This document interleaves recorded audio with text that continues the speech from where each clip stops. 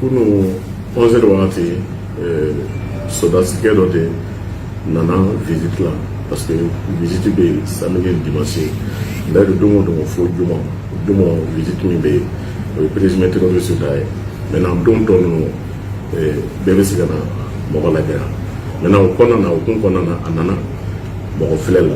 bon an ka kasoba règlement intérieur ye min ye n'i bɛ don prison kɔnɔ fo i ka lajɛ fo an bɛ magamaga i la ka lajɛ ni fɛn jugu dogolen t'i bolo maintenant o kɔnɔna na a y'i ban petini y'i ban bon a nana mɔgɔ minnu sɔrɔ da la a kɔrɔkɛw de don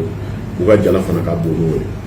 a ka minnu ka bɛ kɔnɔna na olu ka jala ka bon n'ale ye parce que première classe de don et puis a kɔrɔw de don a y'i ban dès lors que a y'i ban mɔgɔw y'a nege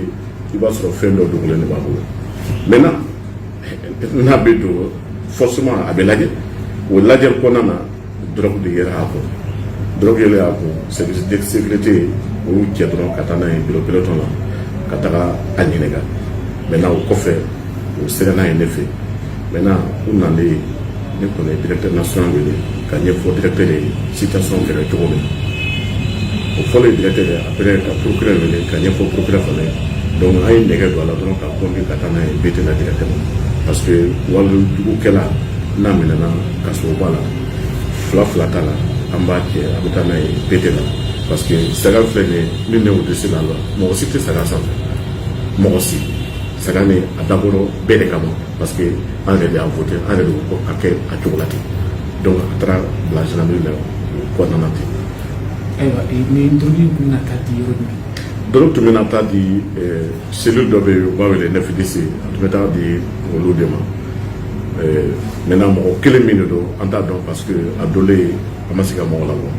mais maintenant enquête kɔnɔna na a bɛ na dɔn réellement a bɛ na taa di mɔgɔ kelen min ma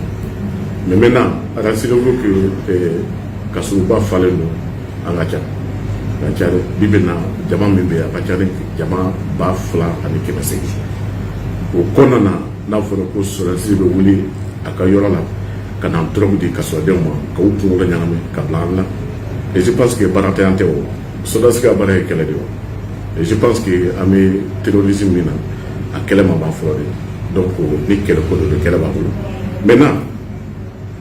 a bila aw kunkolo la c'est que agent minnu bɛ yan ani an ka mɔgɔ minnu bɛ yan u bɛ baara la o bɛ baara la mɔgɔ min bɛ ka mɔgɔ 2,800 kɔlɔsi e ko i sɔrɔdasi tɔ o lieu que i ka na u dɛmɛ u ka baara la e bɛ na mɔgɔw kunkolo ɲagami ka u bila i tɔɲɔgɔn la et ni kasugo cira jɔn bɛ sunɔgɔ Bamakɔ ni mɔgɔw n'u ye drogue sɔrɔ ka min ka u kunkolo ɲagami kɛ u bɛ na mun kɛ sɔrɔdasi kan k'o kɛ yan sɔrɔdasi ka baara to yen maintenant sɔrɔdasi ka baara to yen a ka baara ye min ye a ka taa a ka baara kɛ o de y'a kɛ très rapidement an ma analyse caman kɛ an y'a kɛ ka taa n'a ye pour que si ni dɔ b'a fɛ k'a ɲɔgɔnna kɛ a ka bila kunkolo la o sɔrɔ kelen de bɛ na a ma kɔnɔ parce que e mɔgɔ n'a y'i minɛ quel qu'en soit ton grade an bɛ t'i fili enquête bɛ kɛ n'i kan ka gɛn i kan ka gɛn ka bɔ armée la et d'ailleurs ni den façon ninnu kan ka gɛn de o ni den façon ninnu kan ka gɛn en tout cas n'a bɛ n ka unité la ne b'a gɛn den modèle ninnu kan ka gɛn parce que an bɛ baara min na kɛ Bamakɔ bɛɛ b'a dɔn kasugo mɔgɔ kan an dɛmɛ kaso baara la de don o man kan an dɛmɛ ka kaso wara kɛ maintenant n'u b'a fɛ ka tiɲɛni kɛ je pense que u ka tiɲɛni kɛ o yɔrɔ la u kana se an fɛ yan. ayiwa directeur nin ko in kun bɛna taa di cellule minnu ma est ce que olu bɛ se ka olu bɛ ɲagata sɔrɔ nin ko in na wa. o ta drogue ta kan ka taa di minnu ma bon ɲagata sa normalement o kan ka sɔrɔ a la parce que u b'a sɔrɔ a la ne t'a fɔ juge de kan k'o kuma fɔ enquêteur de kan k'o kuma fɔ parce que enquête la a kan ka taa di mɔgɔ min ma forcément diyagoya a k'o tɔgɔ fɔ n'a y'o tɔgɔ fɔ maintenant n'o tigi wulila ka enquête kɛ justice kan k'a ka baara kɛ o maintenant o ti registre ka baara tɛ ne ka baara ye min ye ne y'o kɛ maintenant a dira sebe ma ni sebe b'a fɛ ka na a tigi labɔ ka taga procédure kɛ problème foyi t'a la ka sababu ka disposition la an kɔni tɛ mɔgɔ si bali procédure ma parce que déjà que délinquant de don maintenant ni délinquant nana délinquant wɛrɛ voir u fila bɛɛ kan ka don kuru kelen de kɔnɔ de problème t'o la maintenant oui. ni kumakan b'i bolo k'a lase armée de l'air responsable ma Et puis c'est qu'il dans drogue quantité minime et c'est à Kacha. Drogue à Kacha, je pense que c'est presque 1 kilo. N'a pas kilo bon à compter brège kilo là. À Kacha et puis drogue de les cassola, je pense que qu'on peut le voir voilà. Femi fitinere ni ami ke ko le nyame a kilo kelen ko ni yoro mo to voilà ni le cambio de calasi et armée de l'air responsable avec du kasawu ke ban ko non ni le cambio bolo ngabe le cambio e mi o ga dem sunu kolosi je pense que barama ba armée de l'air là barabeo so la semana bo ga barakero la kanam drogue di kasola ni barate ande do je pense que ay gamunti o amé lebelo amé terrorisme kelen la et je pense que arata kele ko la ke atata drogue di terrorisme la o kan no la je pense que atanya sera la terrorisme be ambula no ja ka ni marque mani ma biore est-ce que femme terrorisme ambula ma ka ni marque mani biore donc chose mali pele gele terrorisme be mené nous m'en bla ya no tabla kulu. Maintenant, moi, je il y a détenu de droit commun et détenu terroriste. Maintenant, moi, je regarde que au lieu qu'il y ait ou demain, quand on va baragner, il y a un haché. Donc, on va se faire au cas là, on va baragner, je pense que au guide au barala, au cas en tort quoi. Franchement parlant, parce que en c'est le déjà. Et pour ça, on a un là, parce que fin d'un boulot, il faut le dire comme ça. Ou là, qu'elle est là, il faut droit ni akadi antumo mangala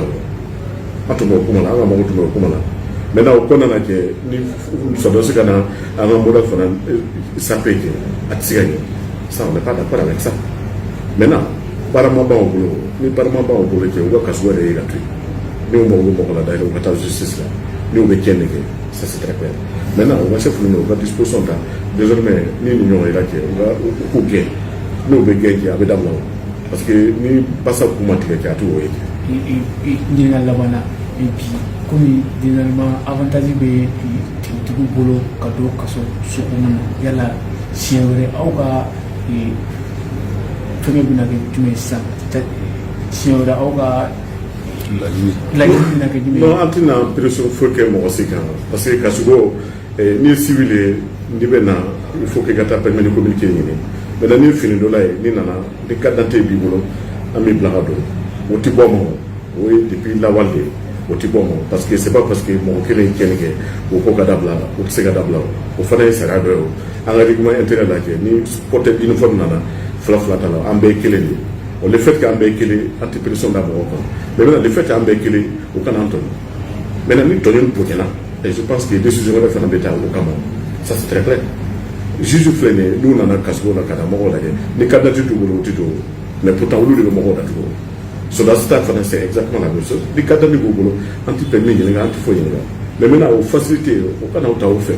ka fɔ k'u bɛna tiɲɛni kɛ maintenant ni bɛna tiɲɛni kɛ ka taa o fɛ mais an b'o datugu n'o datugura fana kɛ foyi tɛ bɔ la ça c'est très clair mais maintenant an ma se o yɔrɔ ma maintenant o ka lajɛ ni élément façon ninnu c'est même pas la peine o ka to yɔrɔ la quoi parce que délinquant de don délinquant tɛ se ka kɛ foyi ye délinquant quoi. Merci. Merci bien. Très bien.